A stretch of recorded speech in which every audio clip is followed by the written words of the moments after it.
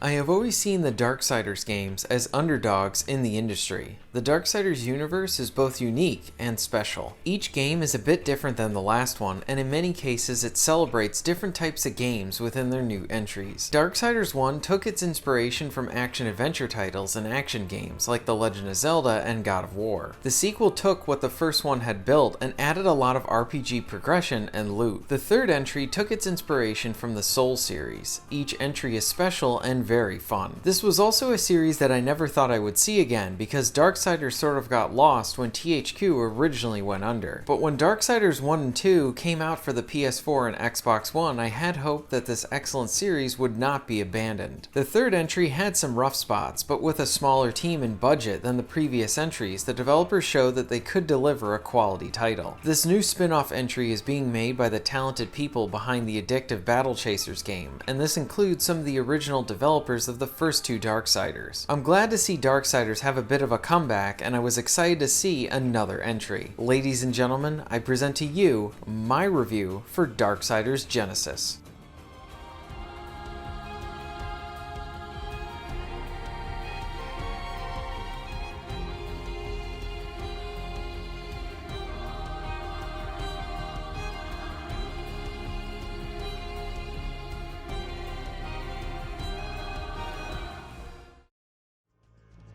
Darksiders Genesis is a top-down spin-off prequel of the Darksiders series where you play as both War and Strife.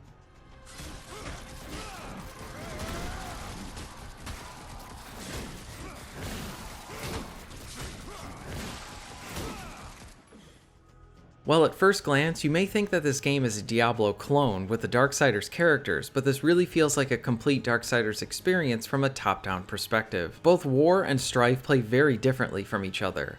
While in combat, Strife has access to his guns for ranged attacks, making him feel like you're playing a twin-stick shooter. He also has access to melee attacks, and in general, he feels faster to control. War is a bit slower, and his attacks are focused on getting up close and personal with the enemies. The combat is one of the best areas of the game. It feels great to either slash or shoot the enemies that you encounter.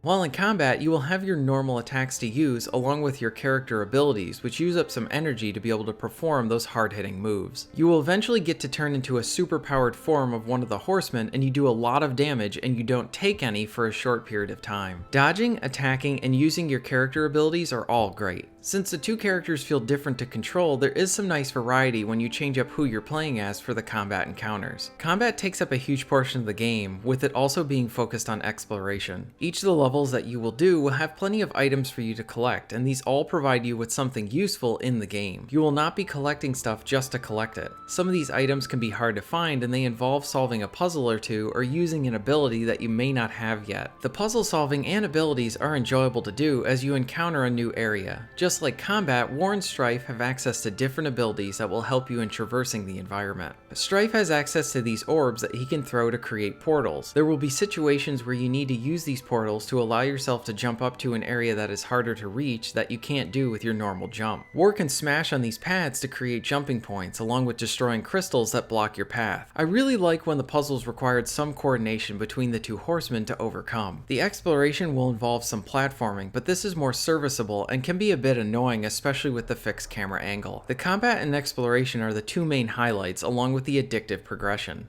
Darksiders Genesis provides a lot of different ways to improve your character. You will find armor pieces along with items to improve your health and magic abilities. There's also a core system that sort of acts like in-game loot, where each core provides you with different buffs and improvements for your stats. You can then slot the ones that you find that are the most useful to you. The cores can be leveled up as you collect multiples of the same type. Cores are dropped from normal enemies and bosses. On top of all of this, you can buy cores, keys to go into treasure rooms, and additional moves in combat along with improving your power. The game doesn't have a traditional experience point system, but there is plenty here to really feel like you're leveling up. The game provides you with a lot of single-player missions, and you are rewarded for completing them again and at higher difficulties. As you progress, you will have access to these arena areas, and this is more combat-focused and gives you more upgrades.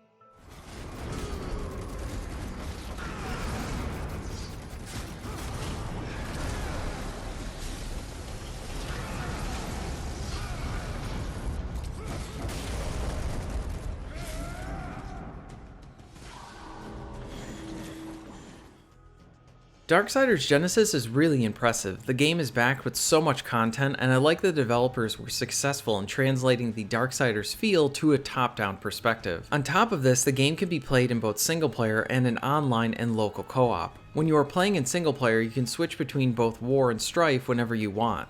The game is enjoyable in both single player and co-op. I played the majority of the game in co-op, and I love completing the combat with my friend and us trying to solve the environmental puzzles together. I very much love my time with Darksiders Genesis, but I do need to highlight some of the flaws that I encountered. My major issue with the game is the map. The game does provide you with a map so that you know what items that you missed in an area, but the game is missing a key component. It doesn't specifically tell you where you are on the map. It will highlight the area, but it won't indicate where you specifically are in that area. This can be really annoying when you're trying to find specific collectibles that you missed. I feel like this would be a really easy fix for them to provide you with a player indicator on the map. The platforming is another area that can feel a bit hit and miss. Generally, the platforming is fine, but in certain situations, the fixed camera angles can make it hard to do some of the large jumps or grab onto certain ledges or poles. I feel like the platforming could just be a bit tighter. One other annoying aspect are the sections of the story that are in a cave, and the game likes to have this echo effect on all the lines that are delivered there. Feel that? Some sort of energy trap inside. Perhaps it has something to do with these strange beliefs. Look at you, brains and...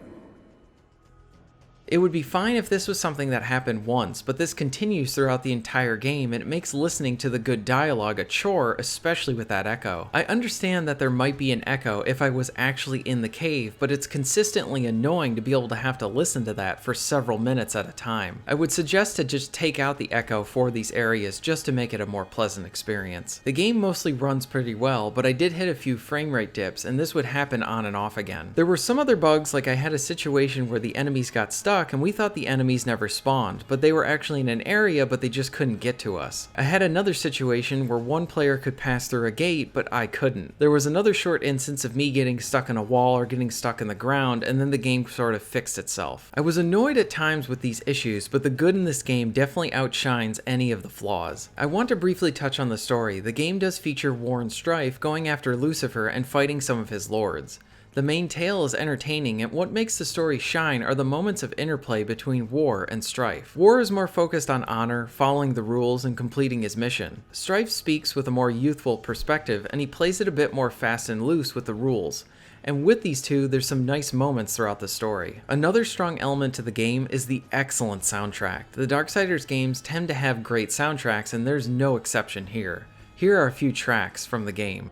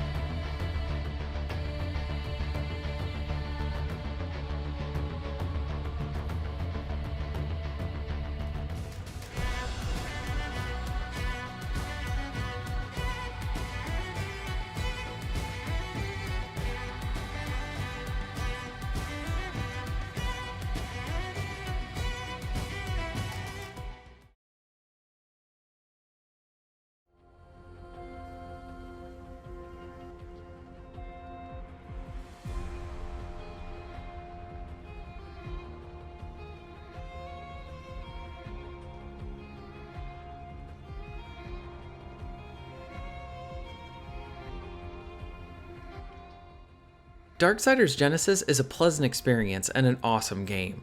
I love both the combat and the exploration. Fighting different enemies along with the bosses were enjoyable. I liked exploring the environments, collecting new upgrades, and solving the puzzles. The story was good and the game had an excellent soundtrack.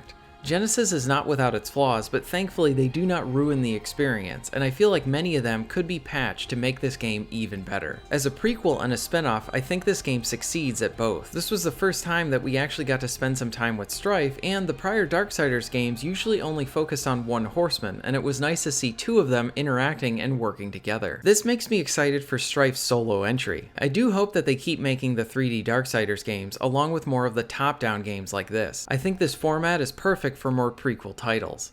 I love Darksiders Genesis and I highly recommend you play this one.